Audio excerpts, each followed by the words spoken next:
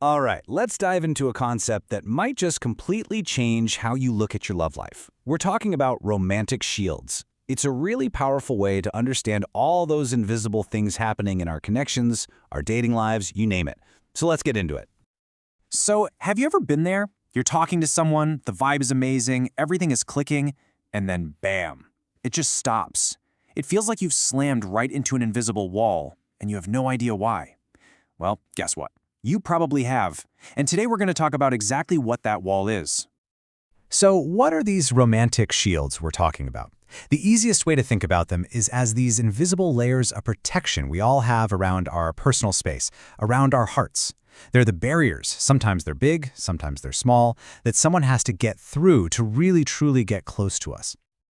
Okay, let's break it down. A romantic shield is basically any barrier, and you might not even know it's there, that's designed to protect you from getting hurt. It could be made of your fears, your old baggage that you project onto new people, or even just snap judgments you make. Now, they have a job to do, to keep you safe, but they can also be the very thing that's keeping love out. And this is where things get really interesting. When you meet someone new, it's not just you connecting with them. It's your set of shields interacting with their set of shields. So imagine a potential partner sends out little feelers. A text, an invitation to hang out, a vulnerable question. Those little probes can either smack right into one of your shields and bounce off, or, if your shields are a bit lower, they might just find a way through to the real you. But here's a super important point. Not all shields are bad. Not at all. In fact, some of them are incredibly healthy and necessary. The real trick is learning how to tell the difference between the shields that are serving you and, well, the ones that are sabotaging you.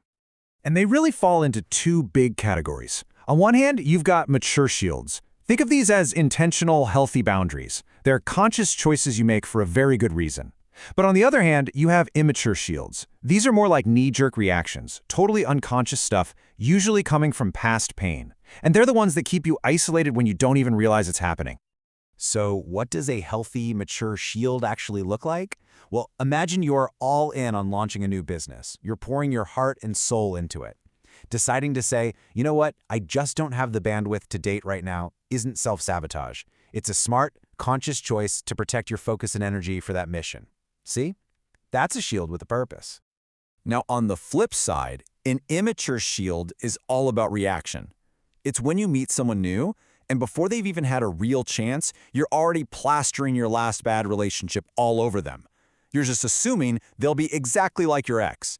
That shield feels like it's protecting you, but what it's really doing is stopping a potentially wonderful person from ever getting to know the real you. Okay, so this brings us to the most important part of this whole thing, turning that lens around and looking at ourselves. How do we start to see the invisible walls that we might be putting up? It really all starts with getting honest with yourself. And you can actually figure this out with a pretty simple three-step audit. First, just try to identify your protective habits. Don't judge them, just make a list. I tend to do this when. Second, analyze them. How strong is this shield? Is it like a giant fortress wall or more like a little picket fence? Is it always up? And finally, you gotta label it. Be real with yourself. Is this a conscious choice that's helping you, or is it an old automatic pattern that's actually sabotaging you?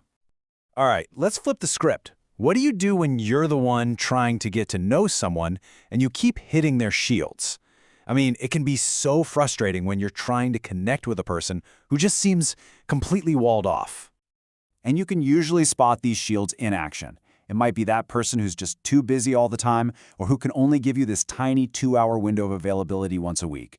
It can also look like them avoiding deep emotional chats or even physical intimacy.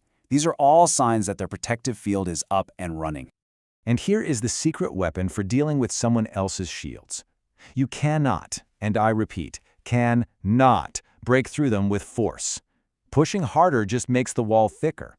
The better way?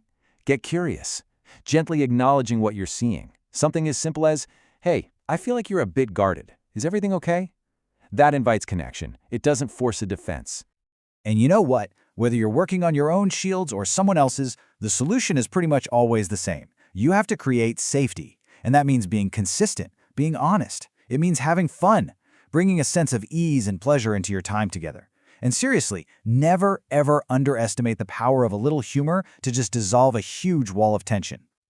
So all this work brings us to the real goal here. And it's not about becoming some totally defenseless person who's open to everything. That would be a bad idea. The real objective is actually something way more powerful. Because at the end of the day, the goal isn't to be shieldless. That just leaves you wide open and vulnerable. The real goal is to become a conscious guardian of your own heart. It's about switching from those unconscious automatic reactions to making mature, deliberate choices about who you let in, when you let them in, and how you protect your own peace and energy. So, I'll leave you at this to think about. Take a good, hard look at your own walls. Which ones are your greatest allies, the ones protecting your focus and your sanity? And which ones are just old habits, left over from the past, that are holding you back from the very connection you say you want? Answering that question, that is the key to mastering your own love life. Hope this gives you a new way to look at things.